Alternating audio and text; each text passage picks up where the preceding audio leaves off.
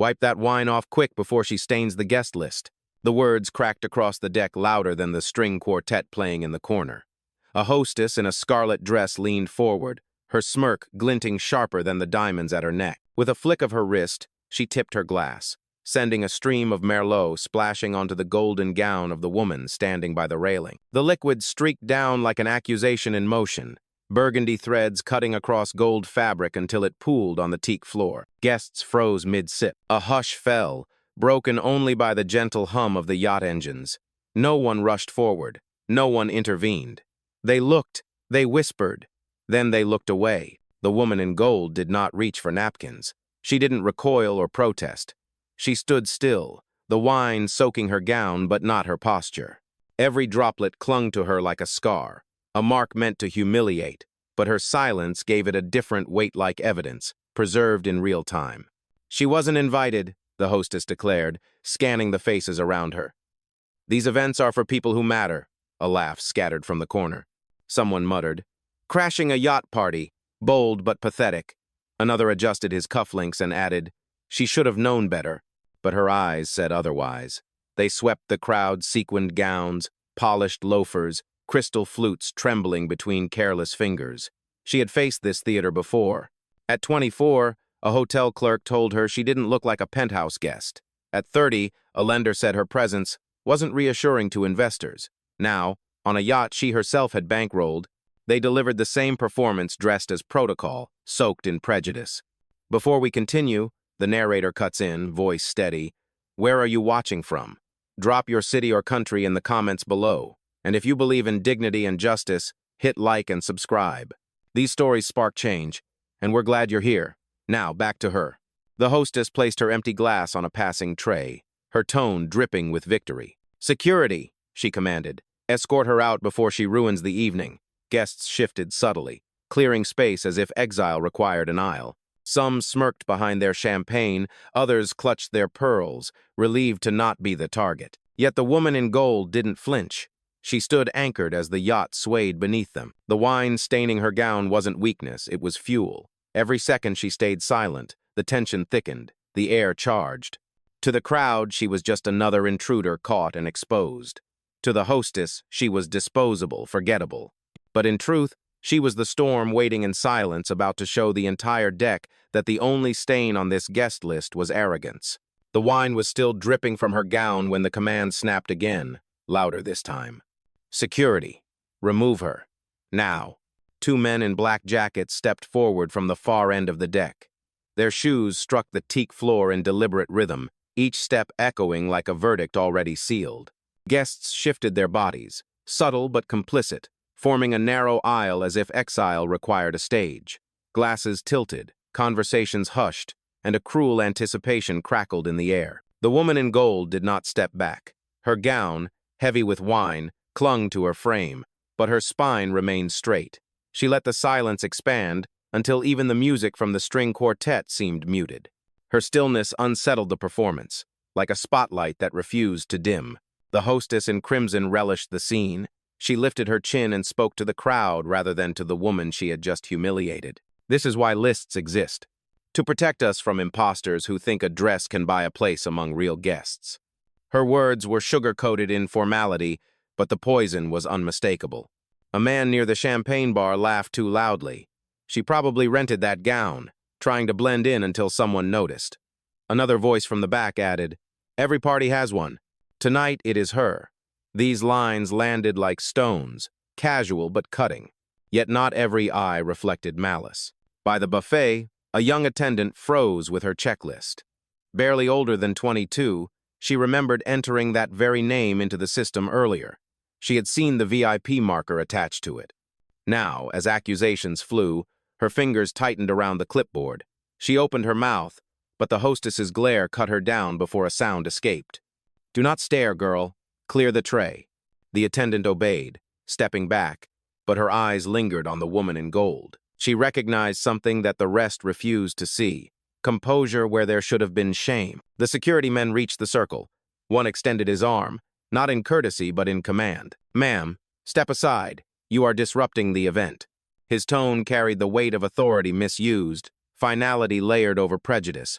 The hostess folded her arms, her lips curving into a satisfied smile, but the woman did not move. Her eyes lifted, steady as the tide around them. Her voice, calm and unwavering, cut through the deck like steel through velvet. "Run my name." The hostess barked a laugh. "Names do not change fabric. You are still uninvited. You are still nothing." She turned to the guards. "Do your job." The guards hesitated for the briefest moment, caught between the command they expected and the certainty in her tone. Around them, the crowd shifted again, curiosity edging out cruelty. A man lowered his phone. A woman frowned, whispering to her companion, "She does not look afraid." The woman in gold took one step forward, her words dropping heavy in the charged silence. "You are about to escort the only person on this yacht who pays for the music you hear, the lights you stand under, and the very salary in your pocket." The laughter fractured. The smile on the hostess's face faltered. The guards exchanged a glance, their grip on authority suddenly less firm. The ocean breeze carried her words across the deck, leaving a chill that had nothing to do with the night air. For the first time, the wine stain was not the spectacle. The silence after her declaration was, and in that silence, the storm waiting inside her began to stir. The silence on the deck did not last. The hostess recovered first, her voice slicing through the pause. "Delusions do not buy you entry. Remove her now." One guard stepped closer. His hand reached out, not gently, but as if to seize control of a trespasser. The crowd leaned forward, breath caught between curiosity and complicity. Glasses tilted, phones lifted again. Some guests grinned, expecting resistance, expecting spectacle. The woman in gold did not step back. Her eyes locked on the guard's hand before it touched her. Her voice, firm but level, cut the air. "Touch me, and you will explain it not to me, but to the board that funds this vessel." "Wah." The guard froze for half a beat, confusion rippling across his face. The hostess scoffed loudly, eager to mask the hesitation. "You hear her? Empty threats. She is nothing but an actress in a borrowed dress." The humiliation spread wider. A man near the bar muttered, "She is wasting everyone's time." Another added, "Security should drag her off already." Their words fell like stones, each one striking the same wound, each one meant to erase her. Then, a different voice rose, quiet but sharp. The young attendant, still gripping her checklist, finally spoke. Her name was on the list. "I saw it this afternoon." The deck shifted. Heads turned. The hostess snapped toward her, eyes narrowing. "You will regret that. Do not invent details you cannot prove." But the words had already landed. The attendant's voice carried the weight of truth that could not be unseen. A few guests straightened, no longer amused. A woman in pearls whispered, "She is right. I heard the system ping earlier." The hostess's mask cracked, but she doubled down. She grabbed a fresh glass of champagne from a passing tray, lifted it high, and poured it deliberately over the woman's shoulder. Bubbles spilled down the golden fabric, mixing with the dried wine into a cruel mosaic. "Now she looks like what she is," the hostess declared. Gasps broke across the deck. Some guests turned away, ashamed. Others stared, phones rising higher. The guards shifted uneasily, caught between obedience and doubt. Still, the woman in gold stood unmoved, her voice calm yet sharp enough to carry across the ocean breeze. "You can pour your glass, you can raise your voice, but neither will change what is about to happen here." The party was no longer a celebration, it was a trial, and every witness on that deck had just become part of the record. The champagne slid down her gown, sparkling cruelly under the deck lights. The hostess lowered her empty glass with the satisfaction of a judge delivering sentence. "Still here? Then the police will handle you." Her words spread like smoke through the crowd. A murmur rolled across the guests, some amused, some uneasy. One man whispered, "Calling the police on a party guest?" "That is excessive," another replied. "Not if she truly does not belong." The division sharpened, lines drawn not by evidence but by prejudice. The guard stepped closer again. One unclipped a small radio from his belt, speaking low. "We may need backup."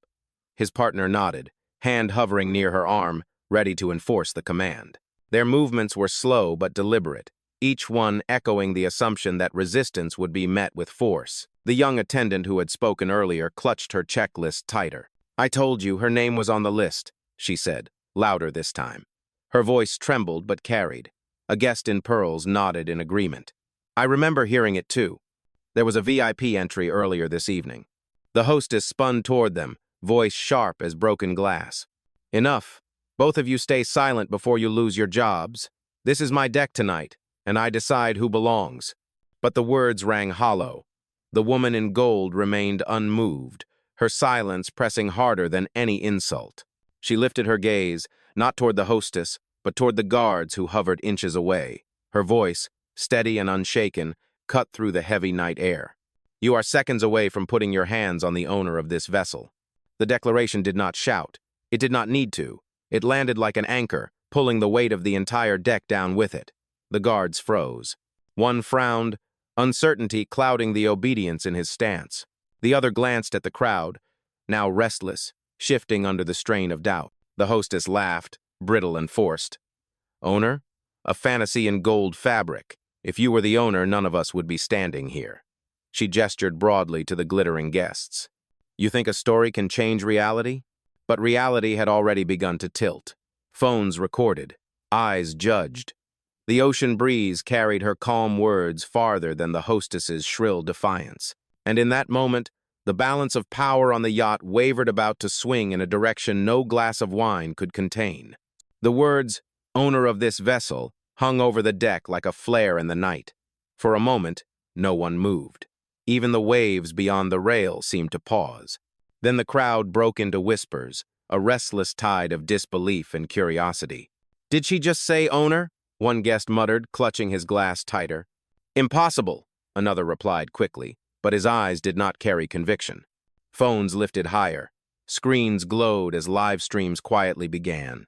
The humiliation that had been private minutes ago was now a performance for the world beyond the yacht. The hostess clapped her hands once, sharp and brittle. Do not listen to her. She is weaving fantasies to save face. Guards, do your job.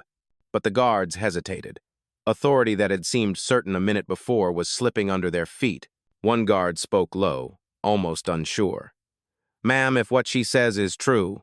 The hostess cut him off, her voice edged with panic. It is not true. Look at her. No owner stands in silence, covered in spilled drinks. The young attendant could not hold back any longer. She stepped forward, trembling but resolute. I saw her name. It was entered this afternoon, marked as VIP, above all others. Her words carried across the deck like a bell ringing in fog. Gasps rose from nearby guests. A woman in pearls echoed quickly, Yes, I heard the confirmation ping myself. Another man, suited and stern, nodded. There was a Carter on the manifest. I remember because it was tagged at executive level. The crowd shifted. Where there had been laughter, now there was suspicion aimed not at the woman in gold, but at the hostess who had led the charge. Phones caught every expression, every twitch of unease. The hostess's smile faltered, but she forced her voice louder. They are mistaken. A list can be forged. Do not be fooled. Her tone rang false, brittle against the gathering silence. The woman in gold finally moved. Just one step forward, steady, unhurried. Her voice was calm, each word placed with deliberate weight. You poured wine to erase me. You poured champagne to shame me. But you cannot pour enough glasses to wash away the truth. The crowd stilled. The guards lowered their hands. And for the first time that night, the power on the deck no longer belonged to the hostess's voice. It belonged to the silence that followed hers. The deck was no longer festive. The string lights above still glowed. The ocean still lapped against the yacht's hull. But the air was heavy with something rawer than salt. The woman in gold stood still, her gown soaked in champagne, her dignity intact but her patience thinning. The hostess, trembling under her own mask of authority, mistook that silence for weakness. Enough games, she snapped, her voice sharper than the clink of glass. With sudden force, she seized the woman's wrist. The sound of skin against skin was not loud, but it was enough. A ripple went through the crowd gasps, murmurs, the shuffle of shoes on teakwood. Phones zoomed closer. No one could pretend it was just words anymore. You will leave this deck now, the hostess hissed, twisting as though possession of the wrist meant possession of truth. One guard stepped forward, his hand hovering over her shoulder, ready to force compliance. The other unclipped his radio, murmuring for backup. The situation was shifting from humiliation to expulsion, from insult to physical removal. But the woman in gold did not flinch. Her voice was steady, each syllable a stone sinking into the night. You just crossed the line you cannot return from. The guard's hand froze in midair. For the first time, hesitation cracked through the choreography of obedience. The second guard lowered his radio, his eyes scanning the circle of guests, many of them not laughing, not smirking, but staring in open disapproval. Still, the hostess pressed harder, her nails digging into the wrist she gripped. You think calm words save you? You think threats mean anything here? You are nothing, and I will prove it. Before anyone could react, she raised her other hand, and in a move that silenced even the music pulsing faintly in the background, she flung the half-full glass still dangling in her fingers directly into the woman's face. The liquid splashed across her skin, dripping down her cheekbones, soaking into her gown. It was not clumsiness, it was deliberate, a weapon made of champagne. Gasps broke wide across the deck. One woman dropped her glass entirely, shattering it against the floor. Another man muttered, "That is assault." The young attendant cried out, "Stop," and surged forward. But a guest in pearls caught her arm, whispering, "Wait, let everyone see." The hostess, breathing hard, sneered with the satisfaction of someone who believed she had won. Now she looks exactly like she belongs, dripping, exposed, a fraud caught red-handed. But the crowd was not nodding. They were shifting. A suited man set his glass down firmly and stepped closer to the woman in gold, angling his body between her and the guards. Two more guests followed, subtle but undeniable, a human shield forming not with shouts but with presence. The woman in gold lifted her chin. Champagne ran in rivulets down her jaw, but her eyes were clear, unshaken. She did not wipe her face. She did not raise her voice. She spoke low, but her words cut through every breath on that deck. You poured wine, you poured champagne, you poured your contempt. But every drop fell on me, and not one drop erased the truth. Silence. The kind that roared louder than any music. The hostess's grip faltered. For the first time, doubt flickered across her painted smile. She glanced at the guards, expecting compliance, but found only hesitation. Their hands hung heavy, suspended between order and conscience. The crowd had shifted. The tide was no longer hers. The deck was no longer festive. Music still played faintly. Glasses still sparkled under string lights. But the atmosphere had shifted. Guests were no longer whispering about an uninvited woman. They were holding their breath. The woman in gold raised her phone, calm as ever, and pressed a single button. Activate protocol. Her words were quiet, almost conversational, but they carried weight. Phones filming her caught every syllable, and in the silence that followed, they rang like iron against stone. From the speaker came a crisp voice. Confirmed. Systems engaged. Do you want the guest list mirrored now? The crowd reacted instantly. A ripple of shock moved across sequined shoulders and pressed tuxedos. The guards froze, caught between the hostess's orders and the undeniable authority of the voice that spoke with corporate precision. One muttered, "That does not sound like a guest." The hostess laughed, brittle and forced. A call proves nothing. Anyone can pretend. This is theater, not truth. Her eyes swept the crowd, desperate for agreement, but instead of nods, she saw raised phones, focused lenses, guests leaning forward to witness. Then the screen near the bar flickered.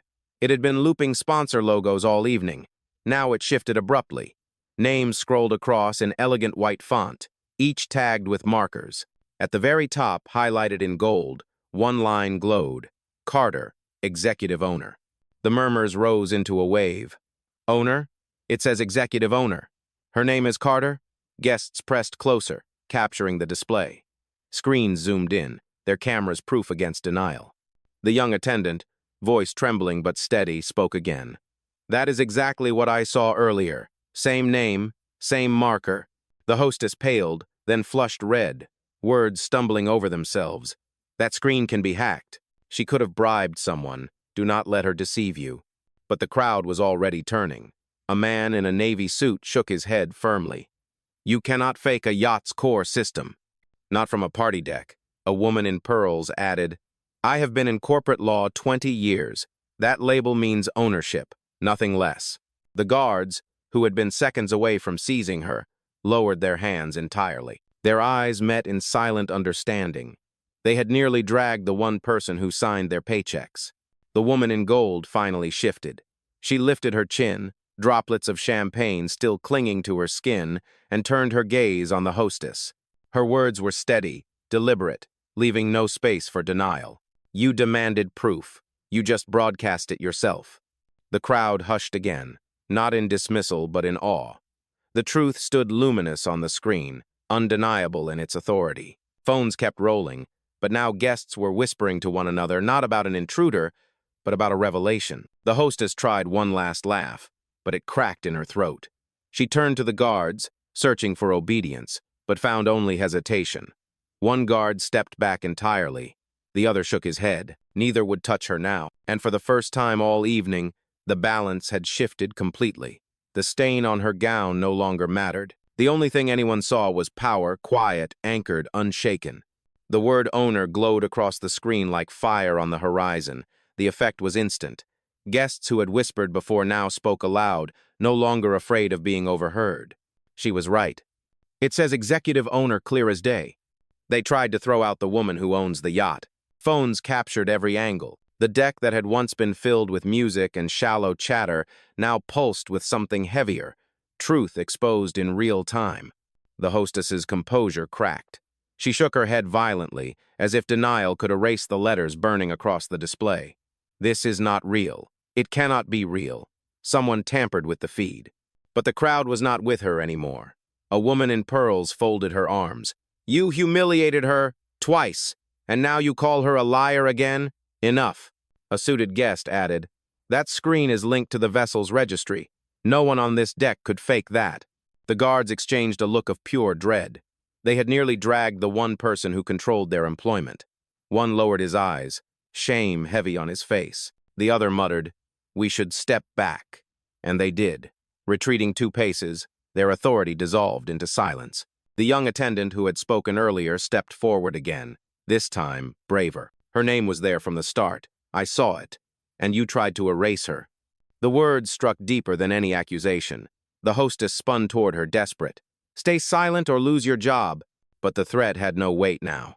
Guests were watching, filming, judging. A man near the railing raised his phone higher. Too late. Everyone saw it. Everyone heard it. The hostess's mask slipped completely. Her voice rose, shrill and uneven.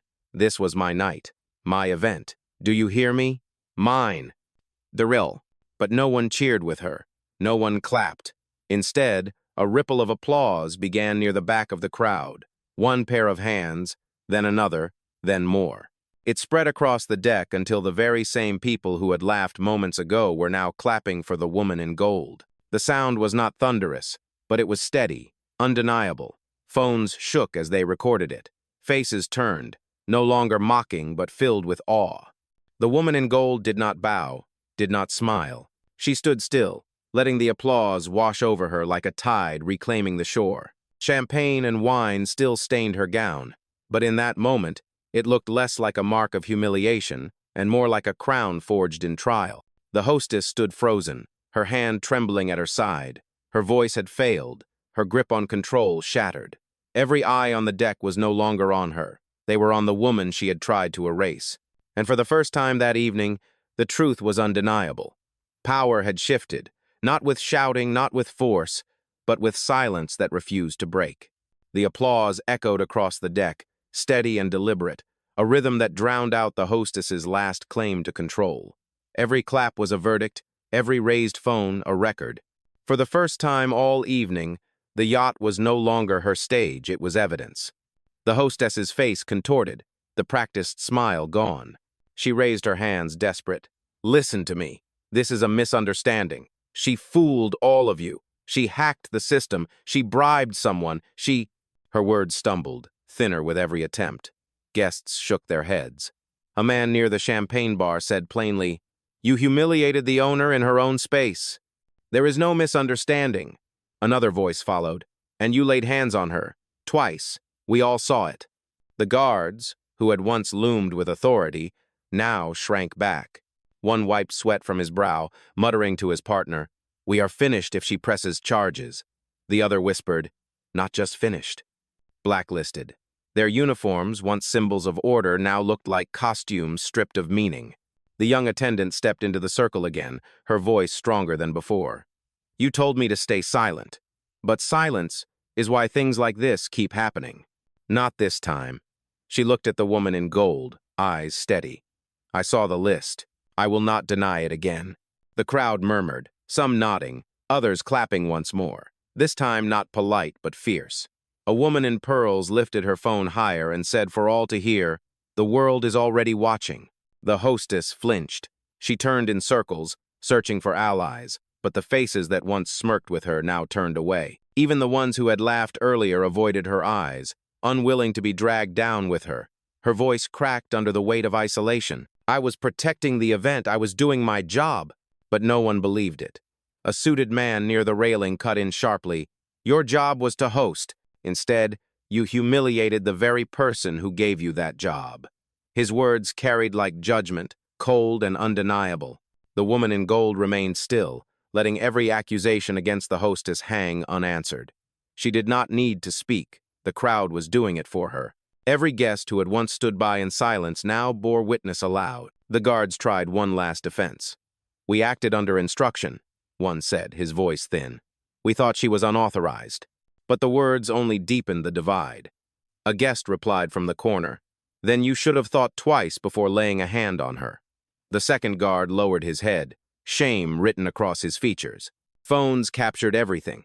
Applause had become commentary. The story unfolding was no longer confined to the yacht, it was spilling into thousands of screens in real time. The hostess's hands shook. She stammered, "Please, I did not know. I could not have known." But her pleas rang hollow, drowned by the certainty of the scene around her.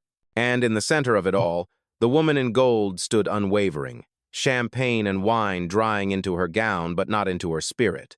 She had said little, but she had taken everything. The night was no longer a humiliation, it was a reckoning. The hostess's voice faltered into silence. Her words had collapsed, her excuses scattered like glass shattered on teakwood. All eyes turned back to the woman in gold. She had spoken little all night, yet every word she chose had shifted the balance. Now, the balance was hers to command. She lifted her phone once more, calm as if nothing weighed on her shoulders. "Initiate personnel reset," she said. The crowd stirred. The phrase was unusual, clinical, but it carried weight. From the speaker came a swift reply. "Confirmed. Which staff accounts are to be revoked?" The woman in gold did not look at the guards. She did not even look at the hostess. She looked straight ahead, her voice steady. "Security detail, Alpha and hostess event lead. Effective immediately."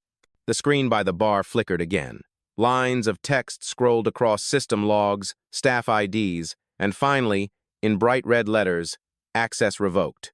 The guards' radios crackled, their badges blinked red, and then went dark. They looked down in shock as if stripped naked, uniforms intact but authority erased. Gasps and murmurs rippled across the deck. One guest whispered, "She just fired them in real time." Another muttered, "Not even 20 seconds. Gone." The hostess staggered backward. "You cannot do this. Not here. Not in front of them." The woman in gold finally turned her gaze on her, unblinking. "I can do it because you forgot who gave you the stage you abused. This yacht is not yours to guard. This night was not yours to own, and your cruelty ended the moment I decided it would." The words were quiet, but they landed heavier than any shout. The hostess shook her head, her painted smile trembling into ruin. "Please, I made a mistake. I did not know." The young attendant stepped forward again, no longer timid. "You knew enough to humiliate her. Twice. You knew enough to pour wine and champagne on her while everyone watched. You cannot pretend ignorance now."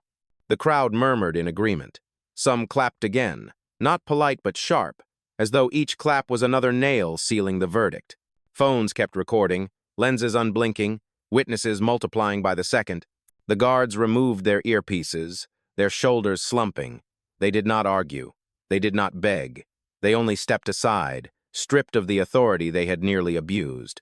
The hostess, however, crumbled differently. She sank against the railing, her voice a whisper meant for no one. "It was my night. It was mine." But no one comforted her. No one defended her. The stage she clung to had already been reclaimed. The woman in gold stood still, her gown still bearing the stains of humiliation, but her presence towering above it. She did not smile. She did not gloat. She simply delivered the truth with the same calm strength that had carried her through the storm. Dignity does not need to shout. Power does not need to beg. Tonight, you learned both. And with that, the reckoning was complete. The deck was silent except for the hum of the yacht and the waves brushing against its hull. Where laughter and whispers had once thrived, there was only awe. The woman in gold stood at the center of it all, no guards at her side, no hostess to command the floor, only the weight of truth pressing on every witness. She glanced once at the stained fabric of her gown, then lifted her eyes again. Not a word of complaint left her lips.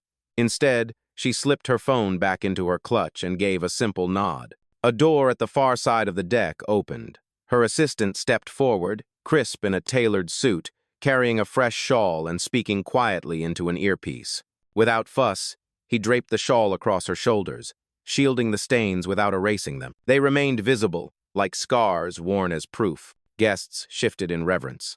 A man in navy whispered, "She said nothing," and yet she said everything.